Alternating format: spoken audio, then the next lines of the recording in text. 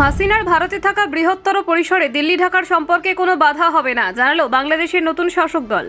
বিএনপির ফখরুলের ঘোষণা, ভারতের সঙ্গে সম্পর্ক শুধু এক ইস্যুর মাঝে আটকে থাকবে না। ভারতের সঙ্গে লড়াই করার কথা বলার মানুষরা পাগল, ফখরুলের সরাসরি মন্তব্য। গঙ্গা জলবন্টন থেকে সীমান্ত সমস্যা, নতুন সরকার চাই, আলোচনার মাধ্যমে সমাধান। শেখ হাসিনা প্রসঙ্গে ফখরুলের কৌশল, ভারত বাংলাদেশ সম্পর্কের পথে বাধা নয়, দ্বিপাক্ষিক সম্পর্ককে বহুমাত্রিক করতে চায় বিএনপি, উদাহরণ দিলেন আমেরিকা চীন।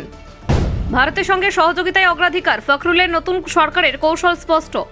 দেখুন, বাংলাদেশের নতুন শাসক দল বিএনপি ভারতের সঙ্গে দ্বিপাক্ষিক সম্পর্ককে কোনো একক বিষয়ের মধ্যে সীমাবদ্ধ রাখতে চায় না। দলের মহাসচিব মির্জা ফখরুলের কথায় শেখ হাসিনার ভারতের সাময়িক অবস্থানের বিষয়টি দিল্লি ঢাকা সম্পর্ককে প্রভাবিত করবে না। তিনি বলেন, ভারতের বিরুদ্ধে লড়াইয়ের কথা যারা বলছেন তারা আসলে পাগলের মতো বক্তব্য দিচ্ছেন। ফখরুল স্বীকার করেন যে ভারতের সঙ্গে কিছু ক্ষেত্রে সমস্যা রয়েছে, তবে নতুন সরকার সেগুলো সমাধানের জন্য আলোচনার পথ বেছে নেবে। তিনি জানান, আগামী এক বছরের মধ্যে গঙ্গা জলবন্টন চুক্তি এবং ফারাক্কা বাঁধের প্রসঙ্গ নিয়ে ভারতের সঙ্গে আলোচনায় বসতে চায় বাংলাদেশ। সীমান্তবর্তী এলাকার সমস্যাগুলো আলোচনার তালিকায় থাকবে। ফখরুল স্পষ্ট করেন, ভারতের সঙ্গে লড়াই নয়, কথাবার্তায় সমাধানই লক্ষ্য। যারা ভারতের বিরুদ্ধে লড়াই করার কথা বলছেন তাদের বক্তব্যকে তিনি বাস্তবতার বাইরে উল্লেখ করেন। ফখরুল বাংলাদেশের নতুন সরকারকে ভারতের সঙ্গে সহযোগিতামূলক সম্পর্ক গড়ে তোলার ইঙ্গিত দেন। তিনি বলেন, দেশের স্বার্থে যেসব প্রকল্প রয়েছে সেগুলো দ্রুত এগিয়ে নেওয়া হবে। এই প্রকল্পগুলোতে ভারতের সঙ্গে কাজ করার মাধ্যমে উন্নয়ন ত্বরান্বিত হবে। তিনি শেখ হাসিনার প্রসঙ্গে মন্তব্য করেন। ফখরুলের মন্তব্য, হাসিনা মানবাধিকার লঙ্ঘনের কারণে জনতার কাছে দায়িত্বপ্রাপ্ত, তাই তাকে বাংলাদেশের হাতে হস্তান্তর করা উচিত। তবে তিনি নিশ্চিত করেন, শেখ হাসিনার হস্তান্তর না হওয়া দুই দেশের বাণিজ্যিক এবং কূটনৈতিক সম্পর্ককে বাধাগ্রস্ত করবে না। ফখরুলের বক্তব্য অনুযায়ী ভারত বাংলাদেশ সম্পর্ককে কোনো একটি ইস্যুর মধ্যে আবদ্ধ রাখা ঠিক নয়। তিনি মনে করেন, বিভিন্ন ক্ষেত্রে সহযোগিতার পথ খোলা থাকলে তা ব্যবহার করা উচিত এবং সমস্যাগুলো আলাদাভাবে সমাধান করা সম্ভব। তিনি উদাহরণ দেন আমেরিকা এবং চীনের সম্পর্কের।